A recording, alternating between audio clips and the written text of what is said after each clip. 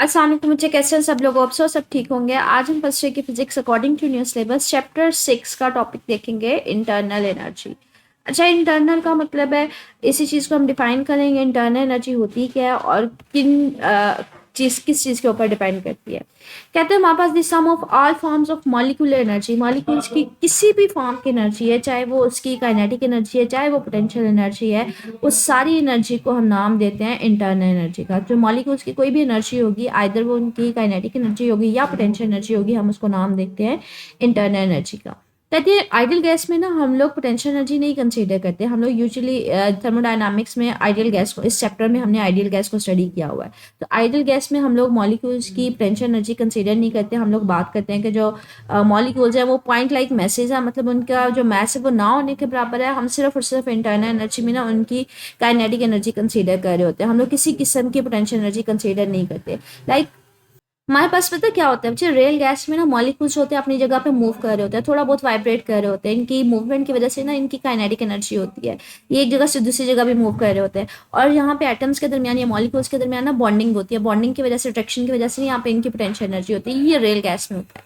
लेकिन हम लोग क्या कहते हैं, आइडियल गैस में हमने इस थर्मोडायनामिक्स के चैप्टर में ना गैस कौन सी लेनी है, आइडियलाइज करवानी है, जिसमें हम कहते हैं मॉलिक्यूल्स जो होते हैं ना वो पॉइंट लाइक ऑब्जेक्ट्स की तरह से होंगे, मतलब डिफरेंट होंगे। इनके दरमियान किसी किस्म की हम बॉन्डिंग या कह लें पोटेंशियल एनर्जी कंसीडर नहीं करते। तो आइडियल गैस हमने लेनी है जिसमें हमने कंसीडर किया था किसी किस्म की हम एनर्जी नहीं कंसीडर करें, सिर्फ और सिर्फ हम कहते हैं मॉलिक्यूल्स मुसलसल मोशन में होते हैं तो इनकी काइनेटिक एनर्जी कंसीडर करेंगे। यहाँ पे हम किसी किस्म की बॉन्डिंग या अट्रैक्शन या रिपल्शन कंसीडर नहीं करते, इसलिए हम किसी किस्म की पोटेंशियल एनर्जी कंसीडर नहीं करेंगे। पोटेंशियल एनर्जी बेसिकली जो एटम्स के दरमियान बॉन्ड बने होते हैं ना उसकी वजह से वहाँ पे मौजूद होती है।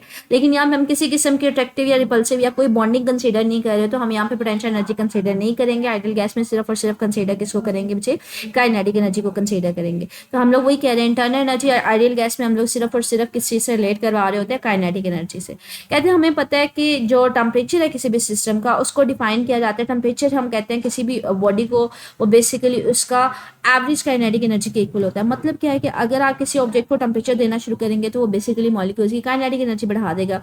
तो in other words kinetic energy को ही हम इंटरनल एनर्जी बोल रहे हैं, तो इसका मतलब है इंटरनल एनर्जी जो है वो डायरेक्टली प्रोपोर्शनल होती है टेम्परेचर के। कहते हैं हम लोगों ने ना एक रिलेशनशिप पढ़ा था टेम्परेचर और काइनेटिक एनर्जी के दरमियान।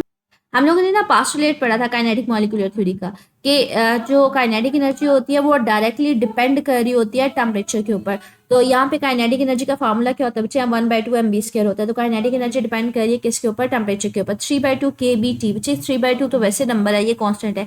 kb क्या है, बोल्ट्जमैन कांस्टेंट है, ठीक है। तो ये सारे कांस्टेंट है और डिपेंड किसके ऊपर कर रही है, काइनेटिक एनर्जी सिर्फ और सिर्फ टेम्परेचर के ऊपर कर रही है। तो ये ना हमने पास्टुलेट्स पढ़ा था आइडियल गैस या काइनेटिक मॉलिक्यूलर थ्योरी का, जिसमें हमने ये पास्टुलेट 6 वाला पढ़ा था कि जो एवरेज काइनेटिक एनर्जी होगी वो डायरेक्टली प्रोपोर्शनल होगी टेम्परेचर के। तो हम आइडियल गैस ले रहे हैं तो इसलिए हम इस पास्टुलेट को कंसीडर करेंगे और उसका फार्मूला हम यहाँ पे देख रहे हैं कि काइनेटिक एनर्जी किसके ऊपर डिपेंड कर रही है, टेम्परेचर के ऊपर डिपेंड कर रही है। कहते हैं देयरफॉर अगर आप टेम्परेचर बढ़ाएंगे, और काइनेटिक एनर्जी को ही हमने बात की है कि काइनेटिक एनर्जी ही बेसिकली आइडियल गैस के केस में उसकी इंटरनल एनर्जी होती है। तो अगर आप टेम्परेचर बढ़ाओगे तो उसका मतलब है उसकी इंटरनल एनर्जी बढ़ेगी, इंटरनल काइनेटिक एनर्जी पार्टिकल्स की बढ़ेगी, और जिसकी वजह से हम कह सकते हैं कि उसकी जो काइनेटिक एनर्जी बढ़ने की इंटरनल एनर्जी बढ़ती है। इंटरनल एनर्जी बेसिकली बढ़ कैसे रही होती है कि जब आप टेम्परेचर दे रहे होते हैं, टेम्परेचर इंक्रीज करवा रहे होते हैं, तो जो मॉलिक्यूल्स होते हैं वो एनर्जी अब्सॉर्ब करते हैं, जिसकी वजह से उनकी काइनेटिक एनर्जी बढ़ती है।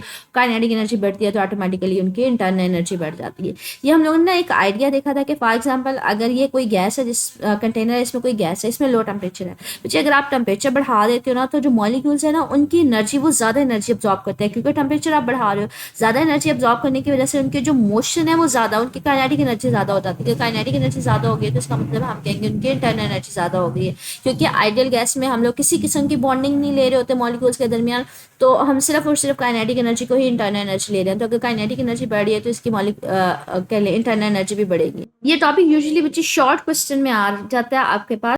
ये देखिए आपके पास एक्सरसाइज का दूसरा शॉर्ट क्वेश्चन है, what is made by internal energy. Internal energy all types of energy जो होती है, either kinetic energy, potential energy, उसको इंटरनल एनर्जी बोलते हैं। लेकिन आइडियल गैस में इंटरनल एनर्जी सिर्फ काइनेटिक एनर्जी होती है।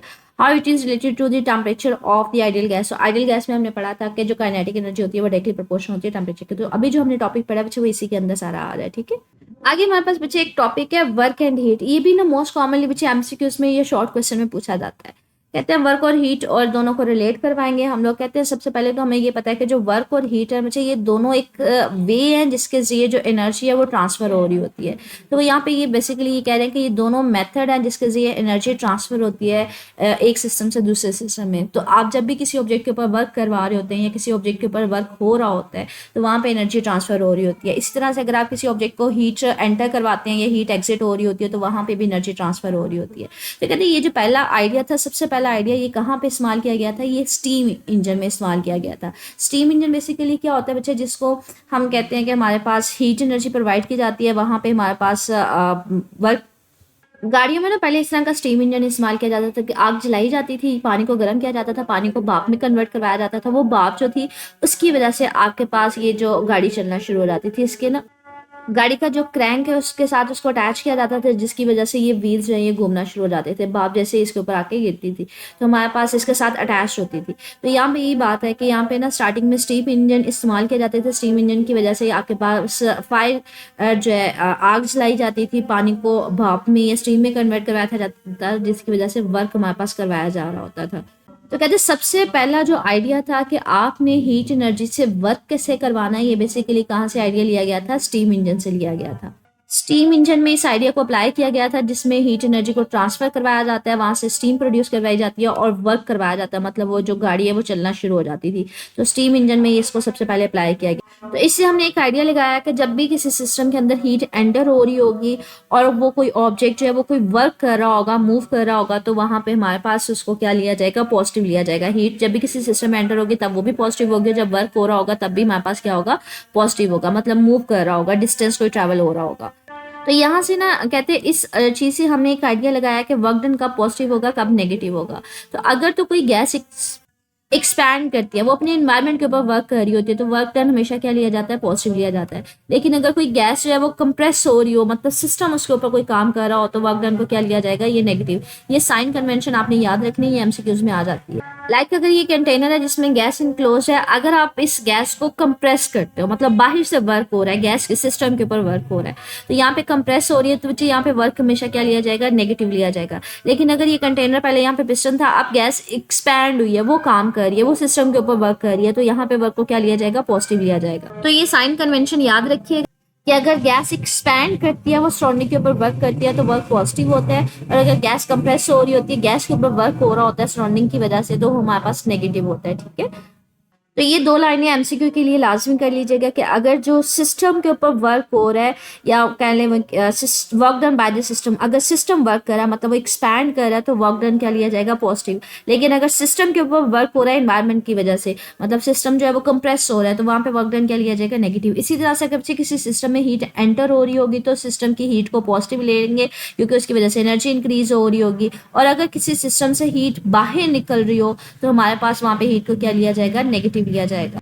कि अगर कोई सिस्टम है आप उसको बाहर से हीट एनर्जी उसके अंदर एंटर करवा रहे हैं तो हीट हमेशा पॉजिटिव होगी, अगर इस सिस्टम से बाहर निकल रही है हीट तो वो हमेशा क्या ली जाएगी, वो नेगेटिव ली जाएगी। तो ये साइन कन्वेंशन है हीट के लिए। अब यहाँ पे कहते हैं हम लोग ना यूजुअली पढ़ते आए हैं कि जो वर्क डन होता है वो हमारे पास प्रोडक्ट होता है किसका, फोर्स का और डिस्प्लेसमेंट का। लेकिन अगर गैस के केस में हमने इसको लिखना हो वर्क डन को, हम इसको फोर्स और डिस्प्लेसमेंट की फॉर्म में तो नहीं लिखेंगे, क्योंकि गैस में हम लोग क्या कर रहे होते हैं, हम लोग कोई पैरामीटर ले रहे होते हैं या प्रेशर, वॉल्यूम या टेम्परेचर की बात कर रहे हैं। वो ये कह रहा है कि अगर हमने वर्क लेना है गैस के सिस्टम में तो हमें वेरिएबल्स भी वही लेने पड़ेंगे, हमें प्रेशर वॉल्यूम के सेंस में बात करनी पड़ेगी। तो कहते हैं चले आए इसको ड्राइव करने की तरफ आते हैं। आपने वर्क डन का फार्मूला निकालना in terms of pressure and volume. कहते हैं सपोज करें ये मेरे पास एक कंटेनर है जिसमें आपने ना कोई गैस इनक्लोज की हुई है, इसके ऊपर ये एक पिस्टन है, पिस्टन बेसिकली बच्चे ढक्कन को बोलते हैं, ये इसके ऊपर पड़ा हुआ है जो ऊपर नीचे मूव कर सकते हैं, लेकिन अभी यहाँ पे स्टैटिक है। कहते हैं यहाँ पे आपने किसी किस्म की फ्रिक्शन नहीं लेनी, कोई किसी किस्म का यहाँ पे लॉस नहीं लेना। ये स्टार्टिंग में इसका कुछ प्रेशर पी है और वॉल्यूम भी है। कहते सपोज करें कि ये जो पिस्टन है अपनी ओरिजिनल जगह से थोड़ा सा ऊपर मूव कर जाता है, थोड़ा सा डिस्प्लेस ऊपर हो जाता है, थोड़ा सा कह लें कि वो एक्सपैंड कर जाता है, पिस्टन ऊपर की तरफ जाएगा, तो बच्चे इसका पहले कि इसका वॉल्यूम क्या हो गया, बढ़ गया। अब वॉल्यूम कितना बढ़ा है, जितना हमारे पास फॉर एग्जाम्पल मैं कहती हूँ इसने थोड़ा सा ऊपर डिस्टेंस मूव किया, जितना डिस्टेंस फॉर एग्जाम्पल डेल्टा उसने डिस्टेंस मूव किया, थोड़ा सा चेंज आया है कितना डेल्टा, तो उतना ही उसका वॉल्यूम पहले की निस्बत इंक्रीज हो जाएगा। तो यहाँ पे ये कह रहे हैं कि हमारे पास फॉर एग्जाम्पल के आप कंसिडर कर रहे हैं कि आपने यहाँ पे एक गैस क्लोज की थी, यहाँ पे कंटेनर में ये पिस्टन था, मॉलिक्यूल जो है वो बार बार जाके इस पिस्टन के साथ कोलाइड कर रहे थे, इसके ऊपर बार बार जाके प्रेशर एक्सर्ट कर रहे थे। हमारे पास मॉलिक्यूल जो है वो बार बार जाके कंटेनर की वॉल्स के साथ टकराएंगे, इसके पिस्टन के साथ टकराएंगे तो कोई ना कोई प्रेशर एक्सर्ट करेंगे। तो अगर हमने बात करनी को कितना वो फोर्स एक्सर्ट करेंगे, बच्चे आप लोग प्रेशर का फार्मूला क्या पढ़ते हैं, प्रेशर का फार्मूला पढ़ते हैं फोर्स पर यूनिट एरिया, ठीक है। अगर आपने फाइंड आउट करना है कि हमारे पास ओवरऑल कितनी फोर्स लग रही है पिस्टन के ऊपर जब मॉलिक्यूल्स बार बार जाके उसके साथ कोलाइड कर रहे हैं, तो आप क्या करेंगे बच्चे, यहाँ से कह लें कि एरिया यहाँ पे डिवाइड और इधर जाके मल्टीप्लाई हो जाएगा, तो हम लोग यहाँ पे फोर्स की वैल्यू फाइंड आउट कर सकते हैं। फोर्स किसके इक्वल आ जाएगा, फोर्स हमारे पास आ जाएगा product of pressure and area के इक्वल आ जाएगा, ठीक है। तो यहाँ ये फोर्स का फार्मूला आ गया किस टर्म में, प्रेशर की टर्म में। जो गैस के मॉलिक्यूल्स बार बार जब इस पिस्टन के साथ जाके कोलाइड करेंगे तो इसके ऊपर जो प्रेशर लगाएंगे, और इसके एरिया के सेंस में। तो यहाँ पे वही कह रहा है कि फोर्स हमारे पास क्या है, बेसिकली फोर्स वो है जो ये गैस के मॉलिक्यूल्स इस पिस्टन के ऊपर लगा रहे हैं, जिसका क्रॉस सेक्शन एरिया क्या है, ए है। तो फोर्स का फार्मूला आ गया in terms of pressure and area. तो जब ये बार बार बच्चे इसके साथ जाके कोलाइड करेंगे तो पिस्टन के ऊपर एक अपवर्ड डायरेक्शन में फोर्स लगेगी, पिस्टन में सपोज करिए थोड़ा सा डिस्प्लेस कर जाएगा ऊपर की डायरेक्शन में। तो अब डिस्प्लेसमेंट उसका कितना आ जाएगा, मैं फॉर एग्जाम्पल वाई एक्सिस में ले रही हूँ, तो मुझे थोड़ा सा ऊपर गया तो मैं इसको डेल्टा वाई बोल देती हूँ। तो यहाँ पे हम अज्यूम यही कर रहे हैं कि जो वॉल्यूम है उसका पहले एक निस्बत चेंज हो गया। पहले वॉल्यूम अगर वी था तो चेंज कितना होगा, डेल्टा वी होगा, क्योंकि अगर वो मूव कर रहा है कितना, डेल्टा वाई। अब उसी को देखते हैं कि वर्क डन हमारे पास क्या होता है, फोर्स और डिस्प्लेसमेंट का प्रोडक्ट होता है। फोर्स अगर मैं एफ लूँ और डिस्प्लेसमेंट उसने कितना डिस्प्लेस किया था पिस्टन ने, वो डेल्टा वाई किया था। तो यहाँ पे डिस्प्लेसमेंट डेल्टा वाई ले लेती हूँ। फोर्स का फार्मूला हमने इन टर्म्स ऑफ प्रेशर निकाला, वो क्या है, पी ए। तो पी ए लिखते हैं और वाई लिखते हैं बच्चे। पी एरिया जो होता है बच्चे दो साइड्स होती हैं, और डेल्टा वाई क्या है, ये तीसरी साइड है। अगर मैं दो साइड्स को तीसरी साइड के साथ मल्टीप्लाई कर दूँ तो वॉल्यूम आ जाता है। बेसिकली याद रखिएगा वॉल्यूम क्या होता है, जब आप तीन साइड्स को मल्टीप्लाई करते हैं, लेंथ, विड्थ और हाइट को। एरिया यहाँ पे ऑलरेडी दो साइड्स हैं, जब उस दो साइड्स को मैं तीसरी साइड के साथ मल्टीप्लाई कर देती हूँ, मतलब इसकी मैं अगर बात करूँ कि हमारे पास इसकी लेंथ और मैं इसकी विड्थ को अगर इसकी हाइट के साथ मल्टीप्लाई कर देती हूँ, तो ये मेरे पास क्या आ जाएगा, वॉल्यूम आ जाएगा। बच्चे यहाँ पे ए और वाई को मल्टीप्लाई करेंगे, वॉल्यूम आ जाएगा। लेकिन यहाँ पे डिस्प्लेसमेंट जो है वो चेंज हो रहा है, तो मैं यहाँ पे डेल्टा वी लिख दूंगी। डेल्टा मतलब वी के चेंज इन वॉल्यूम हो रहा है, क्योंकि डिस्प्लेसमेंट उसका चेंज हो रहा है जैसे जैसे पिस्टन ऊपर जाएगा। तो आप पी ए डेल्टा वाई की बजाय यहाँ पे क्या लिख देंगे, डेल्टा वी लिख देंगे। तो आपके पास वर्क डन आ गया in terms of pressure and change in volume, ठीक है। तो ये हमारे पास वर्क डन को हमने देख लिया गैस के फॉर्म में in terms of pressure and volume के सेंस में। यहाँ पे एक चीज याद रखेंगे, यहाँ पे ना जो शो करवा रहा है कि प्रेशर कांस्टेंट है, प्रेशर चेंज नहीं हो रहा। चेंज क्या हो रहा है, हमारे पास वॉल्यूम चेंज हो रहा है, क्योंकि पिस्टन अपवर्ड डायरेक्शन में मूव कर रहा है। कहते हैं इसको ग्राफिकली भी रिप्रेजेंट कर सकते हैं। Graphically along the x axis आप क्या ले लें, वॉल्यूम ले लें। अलोंग दी वाई एक्सिस क्या ले लें, आप प्रेशर ले लें। प्रेशर की फॉर एग्जाम्पल इनिशियल वैल्यू ये है, मतलब आपके पास गैस यहाँ पे इनक्लोज थी, इसका इनिशियली कुछ प्रेशर भी था, वॉल्यूम भी था। तो मैंने यहाँ पे एक डॉट लगा दिया, इसका मतलब है यहाँ पे इसका इनिशियली कुछ प्रेशर भी है और इसका कुछ ना कुछ यहाँ पे वॉल्यूम वी भी है। अब जैसे जैसे बच्चे पिस्टन ऊपर मूव कर रहा है वॉल्यूम बढ़ रहा है, लेकिन कह रहा है यहाँ पे हमने कांस्टेंट प्रेशर लेना। तो बच्चे जैसे जैसे पिस्टन मूव कर रहा है तो प्रेशर वॉल्यूम उसका बढ़ता जा रहा है। पहले इनिशियल वॉल्यूम उसका V1 था, लेकिन जैसे जैसे पिस्टन ऊपर जा रहा है तो वॉल्यूम बढ़ता जा रहा है V2 की तरफ, लेकिन प्रेशर की वैल्यू वही है। तो ये हमारे पास एक इस तरह की हॉरिजॉन्टल सी लाइन आ जाएगी जो हमें बताएगी कि यहाँ पे ये ग्राफ किसके लिए है, वर्क डन है एट कांस्टेंट प्रेशर। कहते हैं इसका वर्क डन कैसे निकाला जा सकता है, ये जो हमारे पास कर्व आई ना हॉरिजॉन्टल लाइन, अगर इसका नीचे का ये जो शेडेड एरिया है, अगर इसका हमें पता चल जाए इस एरिया का, तो हम यहाँ से वर्क डन की वैल्यू निकाल सकते हैं। ये आपको शेप जो है ये एक बॉक्स की शेप की नजर आ रही है, अगर इसकी मैं हाइट को इसकी विड्थ के साथ मल्टीप्लाई कर दूं तो ये मेरे पास इसका एरिया आ जाएगा। जब हाइट पे हम प्रेशर ले रहे हैं जो कांस्टेंट है, लेकिन वॉल्यूम जो अलोंग द एक्स एक्सिस है उसकी विड्थ वो चेंज हो रही है, तो डेल्टा वी यहाँ पे लेंगे और यहाँ पे पी लेंगे। तो इस बॉक्स का जो एरिया है जब इसकी हाइट को इसकी विड्थ के साथ मल्टीप्लाई करेंगे तो वही वर्क डन होगा, ठीक है। कहते हैं आगे कहते हैं अगर हमें पता चल जाए इंटरनल एनर्जी क्या होती है, किस तरह से उसमें चेंज आ रहा होता है, जब आप मैकेनिकल वर्क करते हैं, कोई ऑब्जेक्ट के ऊपर वर्क करवा रहे हो तो इंटरनल एनर्जी में किस तरह से चेंज होगा, तो हम इससे रिलेटेड ना हमें आइडिया हो जाएगा कि थर्मोडायनामिक्स से लॉज को पढ़ने में हेल्पफुल होगी। हम बहुत सारे प्रिंसिपल को रूल्स को एक्सप्लेन कर सकते हैं, जिसके जरिए जो हमें पता चल रहा होगा हीट एनर्जी किस तरह से दूसरी फॉर्म्स ऑफ एनर्जी में कन्वर्ट हो रही है। तो इसी को बेसिकली जो डिफरेंट लॉज ऑफ थर्मोडायनामिक्स है वो डील कर रहे होते हैं कि किस तरह से heat energy other forms of energy में कन्वर्ट हो रही है। तो ये पैसेज पढ़ने की जरूरत नहीं है, ये वैसे ही बस बताया हुआ कि अगर हमें पता चल जाए कि हीट एनर्जी किस तरह से दूसरी फॉर्म्स ऑफ एनर्जी में चेंज हो रही है तो हमें लॉज ऑफ थर्मोडायनामिक्स को पढ़ने में हेल्प होती है। मेन आपने इसमें करना क्या, आपने पढ़ना है कि वर्क हमारे पास कब पॉजिटिव होता है कब नेगेटिव होता है, हीट एनर्जी कब पॉजिटिव कब नेगेटिव होती है। और ये शॉर्ट क्वेश्चन आ जाता है prove that work done is equal to P delta V, तो आप यहाँ से इसका प्रूव लेंगे, ठीक है। यहाँ से यहाँ तक इसको करना स्टार्ट करेंगे, यहाँ से यहाँ तक।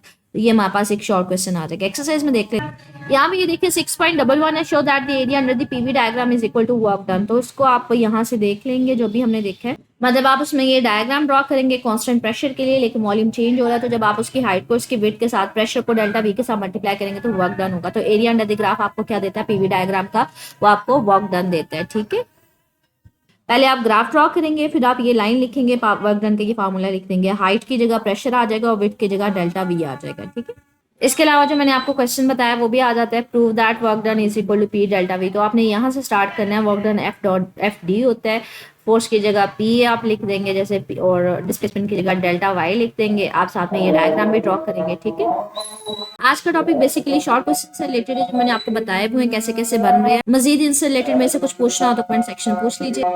ओके, अल्लाह हाफिज।